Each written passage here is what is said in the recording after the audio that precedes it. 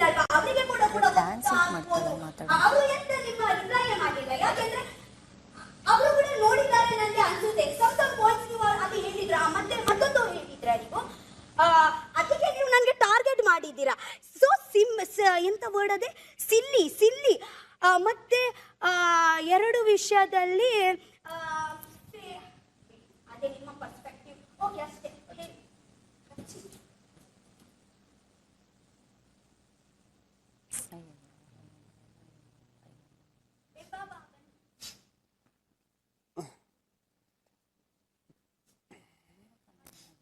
ಸಾಕು ಬಿಡು, ಇನ್ನ ಹಾಕ್ಬೇಕು ಅಂದ್ರೆ ನಿನ್ನ ಇಷ್ಟ. ಸಾಕು ಬಿಡು, ಫುಲ್ ಆಗಿದೆ ಬಿಡು. ಮುಖ ಫುಲ್ ಆಗಿದೆ. ನೀವು ಏನಾದರೂ ಮಾತಾಡೋದು, ಕೈ ತೊಳ್ಕೊ. ಈಗ ಇವರು ಮೊದಲನೇ ಪಾಯಿಂಟ್ ಇವ್ರು ಹೇಳಿದ ಏನು ಅಂತಂದ್ರೆ, ಇದು ಬಿಗ್ ಬಾಸ್ ಇಂಡಿವಿಜುವಲ್ ಗೇಮ್ ಅನ್ನೋದು ಅವ್ರ ಬಾಯಲ್ಲೇ ಬಂತು. ಬಿಗ್ ಬಾಸ್ ಇಂಡಿವಿಜುವಲ್ ಗೇಮ್ ಅಂತಂದ್ರೆ ಅದ್ರ ಅರ್ಥ ಕನ್ನಡದಲ್ಲಿರೋ ಅವ್ರಿಗೋಸ್ಕರ ಆಡೋದು ಅಂತ. ಅದ್ರ ಸ್ವಾರ್ಥ್ಯನ ಪ್ರಶ್ನೆ ಬರಲ್ಲ. ಅದು ಸ್ವಾರ್ಥ್ಯನ ಪ್ರಶ್ನೆ ಬರುತ್ತೆ. ಎಲ್ಲರೂ ಆಡ್ತಿರೋದು ಅವ್ರಿಗೋಸ್ಕರ ಇಂಡಿವಿಜುವಲ್ ಗೇಮ್. ಆಮೇಲೆ ಇವ್ರು ಹೇಳಿದ್ರು ಎಲ್ಲರದ್ದು ಊಟ ಇವರೇ ತಿಂತಾರೆ. ಇಡೀ ಮನೆಗೆ ಗೊತ್ತು ಕಮ್ಮಿ ಊಟ ತಿನ್ನೋದು ನಾನೇ. ನನ್ನ ಚಪಾತಿ ಎಕ್ಸ್ಟ್ರಾ ಬಂದ್ರೆ ಯಾವಾಗಲೂ ಕೊಡ್ತಿದ್ದೀನಿ, ಇದೆಲ್ಲ ಇಡೀ ಮನೆಗೆ ಗೊತ್ತು. ಆಮೇಲೆ ಇವ್ರು ಹೇಳಿದ್ರು ಅದು ಈರುಳ್ಳಿ ಬಜ್ಜಿದು ಅಶ್ವಿನಿ ಮ್ಯಾಮ್ ಜಾನ್ವಿ ಮ್ಯಾಮ್ಗೆ ಫುಲ್ ಕಟ್ ಮಾಡ್ಕೊಡಕ್ ಮುಂಚೆ ಹೇಳಿದೆ, ಮ್ಯಾಮ್ ನಾನು ಫುಲ್ ಕೆಲಸ ಮಾಡ್ತೀನಿ, 2 ಎಕ್ಸ್ಟ್ರಾ ಬೇಕು ಅಂತ. ಆಯ್ತಾ, 2 ಎಕ್ಸ್ಟ್ರಾ ತಿಂತಿದ್ರು. 2 ದಿನ ಇಡೀ ಮನೆ ನೋಡಿದೆ ಆ ಈರುಳ್ಳಿದು, ಅದೇ ನಾವು ಗೋಧಿ ಹಿಟ್ಟಲ್ಲಿ ಮಾಡಿದ ಬಜ್ಜಿ 2 ದಿನ ಅರ್ಧ ಬೌಲ್ ಫುಲ್ ವೇಸ್ಟ್ ಆಗಿ ಮಿಕ್ಕಿತ್ತು. ನಾನೇ ತೋರಿಸ್ತೀನಿ ಮೇಡಮ್, ನಾನು ಒಂದೇ ಒಂದು ದಿನಕ್ಕೆ ಅಷ್ಟು ಗಲಾಟೆ ಮಾಡಿದ್ರು, ಇವತ್ತು ನೋಡಿ ಅರ್ಧ ಬೌಲ್ ಇಲ್ಲೇ ಮಿಕ್ಕೊಂಡು ಬಿದ್ದಿದೆ ಅಂತ. ಇದ್ರಲ್ಲೇ ಗೊತ್ತಾಗುತ್ತೆ. ಆಮೇಲೆ ಇವ್ರು ಹೇಳಿದ್ರು ಇದು ಎಲ್ಲರಿಗೂ ಸಿಗ್ಬೇಕಾಗುತ್ತೆ, ಅದೇ ಒಂದು ಬಜ್ಜಿದ್ರೆ ಯಾರು ತಿಂತಿದ್ರು, ನೀವು ಎಷ್ಟು ಸ್ವಾರ್ಥಿ ಅಂತ. ಇವ್ರು ಏನ್ ಮಾಡ್ತಾರೆ, ಒಂದು ದಿನ ಇಡೀ 17 ಜನಕ್ಕೆ ಒಂದೇ ಒಂದ್ಸತಿ ಚಿಕನ್ ಬಂದಿರ್ತಾ, ಚಿಕನ್ಗೆ ಇವ್ರು ಇಡೀ ಲೋಟದಲ್ಲಿರೋ ಕಾಫಿ ಟೀ ಇದನ್ನ ಚೆಲ್ಲಿ 17 ಜನ ತಿನ್ನೋ ಚಿಕನ್ ಹಾಳು ಮಾಡ್ತಾರೆ. ಅದು ಸ್ವಾರ್ಥ ಅಲ್ಲ. ನಾನು ಒಂದು ಬಜ್ಜಿ ತಿಂದಿದ್ದು 17 ಜನದಲ್ಲ. ಹಬ್ಬ ಅಂದ್ರೆ ಅಶ್ವಿನಿ ಮ್ಯಾಮ್ದೊಂದು ಜಾನ್ವಿ ಮ್ಯಾಮ್ದೊಂದು ಅವ್ರದ್ದೊಂದೊಂದು ಕೊಟ್ಟಿದ್ದು ಅಷ್ಟೇ. ಅದು 17 ಜನಕ್ಕೆ ಎಫೆಕ್ಟ್ ಆಗಕ್ಕೆ ಚಾನ್ಸ್ ಇಲ್ಲ. ಆದ್ರೆ ಇಡೀ ಒಂದು ದೊಡ್ಡ ಟೀನ ತೆಗೆದು ಒಂದಿನ ಚಿಕನ್ ಉಯ್ತಾರೆ. ಒಂದೇ ಒಂದ್ಸತಿ ಬಂದಿದ್ದು ಚಿಕನ್, ಅದು 17 ಜನಕ್ಕೆ ಎಫೆಕ್ಟ್ ಆಗಿದ್ದು ಪರವಾಗಿಲ್ಲ. ಇವ್ರದ್ದು ಮಾತ್ರ ಲೆಕ್ಕ, ನಂದಿದ್ದು ನಾನು. ಆಮೇಲೆ ಇಡೀ ಮನೆ ಗೊತ್ತು, ನಾನು ಯಾವತ್ತೂ ಆ ತರ ಅನ್ನ ಬೇರೆಯವ್ರು ತಿಂದು ಇಲ್ಲ, ಯಾರ ಹತ್ರನೂ ಒಂದಿನ ಇಸ್ಕೊಳ್ಳಿ. ಇನ್ನು ನಂದ್ರಲ್ಲಿ ಯಾವಾಗಲೂ ಕೊಟ್ಟಿದ್ದೀನಿ, ಅದು ಆಲ್ಮೋಸ್ಟ್ ಎಲ್ಲರಿಗೂ ಗೊತ್ತಿದೆ. ಸೊ ಹಂಗಾಗಿ ನಾನು ಈ ವಾದನ ಒಪ್ಕೊಳ್ಳೋದಿಲ್ಲ. ಇವ್ರು ಸುಮ್ಮನೆ ನನ್ನ ಮೇಲಿರೋ ಹಳೆ ಚಿತ್ರಗಳಿಗೆ ಕಾರಣನೇತೆ ಏನೋ ಹೇಳ್ಬೇಕು ಅದನ್ನ ಹೇಳಿ ಬೆಳೆದಿದ್ದಾರೆ. ಇದು ನನ್ನ ವಾದ.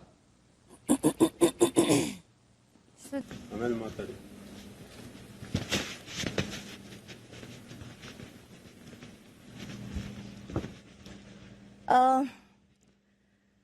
ಬಿಗ್ ಬಾಸ್, ನನಗೆ ಗಿಲ್ಲಿ ಹೆಸರು ತಗೊಳ್ತೀನಿ. ಯಾಕೆಂತಂದ್ರೆ ನಾನು ಬಂದಾಗಿಂದಾನು ಕೂಡ ಎಲ್ಲೋ ಒಂದ್ ಕಡೆ ನನಗೆ ಗಿಲ್ಲಿ ತುಂಬಾನೇ ಒಂದ್ ರೀತಿ ಟಾರ್ಗೆಟ್ ಮಾಡ್ತಿದ್ದಾರೆ ಅಂತ ಅನ್ಸುತ್ತೆ ಬಿಗ್ ಬಾಸ್. ಆಮೇಲೆ ಅವರು ಪ್ರತಿ ಸಂದರ್ಭದಲ್ಲೂ ಹೇಳ್ತಾ ಇರ್ತಾರೆ ಗುಂಪು ಗುಂಪು ಗುಂಪು ಅಂತ. ಬಟ್ ಎಲ್ರಿಗೂ ಗೊತ್ತಾಗ್ತಿದೆ ಯಾರು ಗುಂಪು ಕಟ್ಕೊಂಡು ಆಟ ಆಡ್ತಿದ್ದಾರೆ ಅಂತ. ಗುಂಪು ಕಟ್ಕೊಂಡು ಆಟ ಆಡೋದ್ರಲ್ಲಿ ನನಗೇನು ಅದು ತಪ್ಪು ಅಂತಾನು ಅನ್ಸಲ್ಲ, ಸರಿ ಅಂತಾನು ಅನ್ಸಲ್ಲ. ಯಾಕೆಂದ್ರೆ ಇಲ್ಲಿ ಯಾರು ಕೂಡ ಗುಂಪು ಕಟ್ಕೊಂಡು ಆಟ ಆಡಕ್ ಬಂದಿಲ್ಲ. ಎಲ್ರಿಗೂ ಅವ್ರವ್ರದೇ ಆದಂತ ಪರ್ಸ್ಪೆಕ್ಟಿವ್ಸ್ ಇದೆ, ಸ್ಟ್ರಾಟಜೀಸ್ ಇದೆ. ಯಾರು ಹೇಳಿದ ತಕ್ಷಣ ಕೇಳ್ತಾರೆ ಅಂತಾನು ನಾನು ಹೇಳ್ತಾ ಇಲ್ಲ. ಆದ್ರೆ ಗುಂಪು ಅನ್ನೋ ಪದ ಬಳಕೆ ಮಾಡುವಾಗ ಅತಿ ಹೆಚ್ಚು ಅದನ್ನ ಮಾಡ್ತಾ ಇರೋದೇ ಗಿಲ್ಲಿ ಅವರು.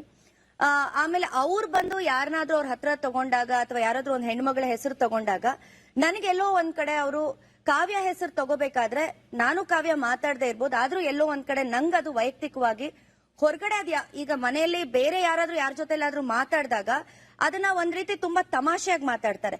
ಈಗ ನಾನು ಚಂದ್ರಪ್ರಭಾ ಅವ್ರು ಏನಾದ್ರು ಒಂದು ಡಾನ್ಸ್ ಮಾಡಿದ್ರೆ ಅಥವಾ ಮಾತಾಡಿದ್ರೆ ಎಲ್ಲೋ 1-2 ಸಲ ಅದು ಅವ್ರು ಮಾತಾಡಿದಾಗ ನಗು ಅಂತ ಅನ್ಸುತ್ತೆ. ಬಟ್ 3ನೇ ಸಲ ಮಾತಾಡಿದಾಗ ಎಲ್ಲೋ ಒಂದ್ ಕಡೆ ಅದು ಜೋಡಣೆ ಮಾಡಿ ಮಾತಾಡೋಕೆ ಅದು ಇಷ್ಟ ಆಗ್ತಿಲ್ಲ ಬಿಗ್ ಬಾಸ್. ಮತ್ತೆ ನನ್ನ ರಘು ಅವ್ರನ್ನು ಅಷ್ಟೇನೆ ಎಲ್ಲೋ ಒಂದ್ ಕಡೆ ಅದು ಮತ್ತೆ ಮತ್ತೆ ಮತ್ತೆ ಮತ್ತೆ ಆ ಜೋಡಣೆ ಮಾಡಿ ಮಾತಾಡಿದಾಗ ಅದ್ ಸ್ನೇಹ ಆಗ್ಬೋದು, ಇನ್ನೊಂದಾಗ್ಬೋದು, ನಂಗೆ ಅವ್ರ ಹತ್ರ ಮಾತಾಡ್ಬೇಕು ಅಂದ್ರೂ ಕೂಡ ಕೆಲವೊಮ್ಮೆ ಎಲ್ಲೋ ಒಂದೊಂದು ಗೆರೆ ಹಾಕೊಂಡ್ಬಿಡ್ತೀವಿ ನಾವು. ಯಾಕಂದ್ರೆ ಹೊರಗಡೆ ಯಾವ ರೀತಿ ಪ್ರೊಜೆಕ್ಟ್ ಆಗುತ್ತೋ ಅಂತ. ಕಾಮಿಡಿ ಆಗ್ಲಿ, ಇನ್ನೊಂದಾಗ್ಲಿ, ಮತ್ತೊಂದಾಗ್ಲಿ, ಅಥವಾ ಕಾವ್ಯ ಅಂತ ಹೆಣ್ಮಗಳ ಹೆಸರು ತಗೊಂಡ ಬಳಸ್ಬೇಕಾದ್ರು ಅಷ್ಟೇ. ಇವತ್ತು ನಾನು ನೋಡ್ತಿದ್ದೆ ಕಾವು ಕಾವು ಐ ಲವ್ ಯು ಅಂತ ಹಾಡನ್ನ ಹಾಡ್ತಾ ಇದ್ರು. ಬಟ್ ನಿಮ್ ಬಗ್ಗೆ ಮಾತ್ರ ಅಲ್ಲ ಗಿಲ್ಲಿ, ನೀವು ಆಟ ಆಡೋದಕ್ಕೆ ಬಂದಿದ್ದೀರಾ ಸರಿ, ಬಟ್ ಎಲ್ಲೋ ಇರ್ಲಿ ನಿಮ್ ಸ್ನೇಹ ಇರ್ಬೋದು, ನಿಮ್ಮಲ್ಲಿ ಅಂಡರ್ಸ್ಟ್ಯಾಂಡಿಂಗ್ ಇರ್ಬೋದು, ಬಟ್ ಹೊರಗಡೆ ಒಂದು ಹೆಣ್ಣನ್ನ ಪ್ರೊಜೆಕ್ಟ್ ಮಾಡೋವಾಗ ಆ ರೀತಿ ಮಾಡಬೇಡಿ ಅಂತ ನಾನು ಹೇಳ್ತೀನಿ. ಇದ್ಯಾವುದು ನನಗೆ ಸರಿ ಅಂತ ಅನ್ನಿಸ್ತಾ ಇಲ್ಲ. ಆಮೇಲೆ 3ನೇ ವಾರ ಏನಾಯ್ತು ರಕ್ಷಿತಾ ವಿಚಾರ, ನಾನು ಈಗಾಗ್ಲೇ ಅದನ್ನ ಹೇಳಿದೀನಿ ಕೂಡ. ಒಂದು ಕಾರ್ಡ್ 2 ವಾರ ರಕ್ಷಿತಾ ಎಲ್ಲಿದ್ಲು ಅಂತಾನೆ ಗೊತ್ತಿರ್ಲಿಲ್ಲ. 3ನೇ ವಾರಕ್ಕೆ ಒಂಥರ ಉದ್ಭವ ಮೂರ್ತಿ ಆಗೋಗಿದ್ಲು. ಸೊ ರಕ್ಷಿತಾ ಹೇಳ್ತಾ ಇದ್ಲು ರಕ್ಷಿತಾ ಅಂದ್ರೆ ಅಶ್ವಿನಿ ಗೌಡ ಅಂತ. ಅಶ್ವಿನಿ ಗೌಡ ಇಂದ ರಕ್ಷಿತಾ ಶೆಟ್ಟಿ ಇರ್ಬೋದು, ರಕ್ಷಿತಾ ಶೆಟ್ಟಿಯಿಂದ ಅಶ್ವಿನಿ ಗೌಡ ಅಲ್ವೇ ಅಲ್ಲ. ಅಂಡ್ ಅದನ್ನ ಆ ಕಾರ್ಡ್ನ ತುಂಬಾ ಚೆನ್ನಾಗಿ ಆಟ ಆಡಿ ಎಲ್ರಿಗೂ ಅಶ್ವಿನಿ ಗೌಡ ಬೇರೆನೆ ಒಂದು ಅಂತ ತೋರ್ಸ್ಕೊಡುವಂತಹ ಕತೆ ಕಟ್ಟೋದ್ರಲ್ಲಿ ಸಕ್ಸಸ್ ಆದಂತಹ ಕುತಂತ್ರ ಬುದ್ಧಿಯನ್ನ ಗಿಲ್ಲಿ ಅವ್ರು ಮಾಡಿದ್ರು. ಬರೀ ನನ್ ಮೇಲೆ ಅಲ್ಲ, ಜೊತೆಲಿ ಇಟ್ಕೊಂಡು ಎಲ್ರಿಗೂ ಹೇಗ್ ಹಳ್ಳ ತೋಡ್ಬೇಕು ಅನ್ನೋದನ್ನ ತುಂಬಾ ಚೆನ್ನಾಗಿ ಮನೇಲಿ ಮಾಡ್ತಿದ್ದಾರೆ. ಹಾಗಾಗಿ ನಾನು ಗಿಲ್ಲಿ ಹೆಸರನ್ನ ತಗೊಳಕ್ ಇಷ್ಟಪಡ್ತೀನಿ. ಮುಖಕ್ಕೆ ಹಾಕಲ್ವಾ?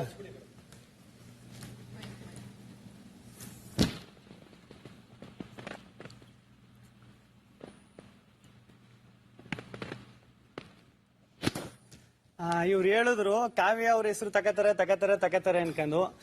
ಈಗ ಕಾವ್ಯ ಅವ್ರಿಗೂ ಪ್ರಾಬ್ಲಮ್ ಇಲ್ಲ, ನನ್ನ ಅವರ ಸ್ನೇಹ ಹಂಗೈತೆ, ನನ್ನ ಅವ್ರಿಗೆ ಬಿಟ್ಟದ್ದು ಅವ್ರಿಗೆ ಪ್ರಾಬ್ಲಮ್ ಇಲ್ಲ. ನಿಮ್ಗಂತೂ ನಿಮ್ ಸ್ನೇಹನ ಉಳಿಸ್ಕೊಳಕ್ ಆಗಿಲ್ಲ, ಸರಿನಾ?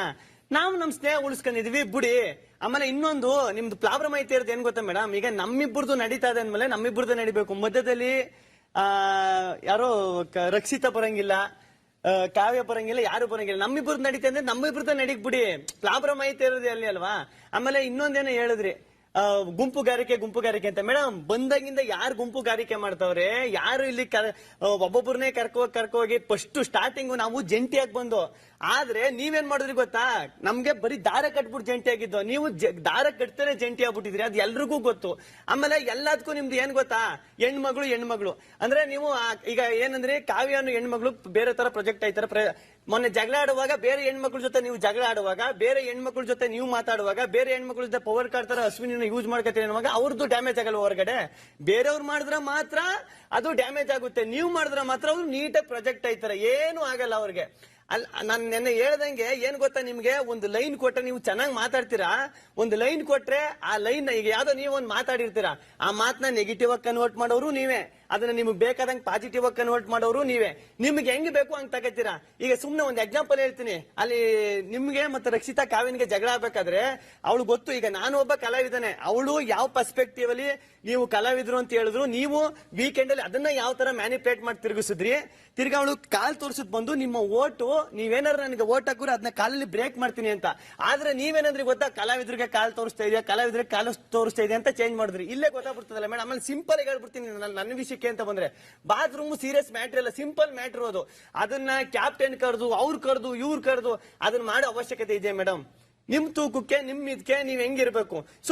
ಸುಮ್ನು ಸಿಂಪಲ್ ಕೆಲ್ಲ ನೀವು ಇದನ್ನ ದೊಡ್ಡದ್ ಮಾಡ್ಕೊಂಡಿರ್ತೀರ. ಆಮೇಲೆ ರಘುವಣ್ಣನ್ ಒಂದ್ ಹೇಳಿದ್ರಿ, ರಘುವಣ್ಣನಿಗೂ ನನಗೂ ಹಿಂಗ್ ಮಾಡ್ತಾರೆ, ನನ್ಗದೆಲ್ಲೋ ಒಂದ್ ಕಡೆ ರಘುವಣ್ಣನ ಹೆಸರು ನನ್ನ ಹೆಸರು ಮಧ್ಯೆ ಜೊತೆ ತಗೋತಾರೆ, ಅದೆಲ್ಲೋ ನನ್ಗೆ ಒಂದ್ ಕಡೆ ಬೇಜಾರಾಯ್ತದೆ ಅಂತ. ನೀವು ಯಾವಾಗ್ಲಾರು ಒಂದ್ಸಲಿ ಸೀರಿಯಸ್ ಆಗಿ ಗಿಲ್ಲಿ ಚಂದ್ರಪ್ರಭಾ ಗಿಲ್ಲಿ ಬೇಡ ಇದು ನನ್ಗೆ ಇಷ್ಟ ಆಗಲ್ಲ ಅಂತ ಒಂದು ಸತಿ ಹೇಳ್ಬಿಟ್ರೆ ನಾವು ಮಾಡ್ತಾನೆ ಇರಲಿಲ್ಲ. ನೀವು ಸ್ಮೈಲ್ ಮಾಡ್ತೀರಿ, ನೀವು ತಮಾಷೆಗೆ ತಗೋತೀರಿ, ನೀವು ನಗಾಡ್ತೀರಿ. ಚಂದ್ರಪ್ರಭಾ ಅವ್ರನ್ನು ಮತ್ತೆ ರಘು ಅವ್ರನ್ನು ನಮ್ಮನ್ನಿಬ್ಬರನ್ನು ಸೇರಿಸಿ ಮಾತಾಡ್ತೀಯ ಅಂತ ನೀವು ಸೀರಿಯಸ್ ಆಗಿ ಒಂದ್ ಸತಿ ಗಿಲ್ಲಿ ಇದು ನನ್ಗೆ ಇಷ್ಟ ಆಯ್ತಲ್ಲ ಮಾಡ್ಬೇಡ ಅಂತ ಒಂದು ಸರಿ ಹೇಳ್ಬಿಟ್ಟಿದ್ರು ನಾನು ಸುಮ್ನೆ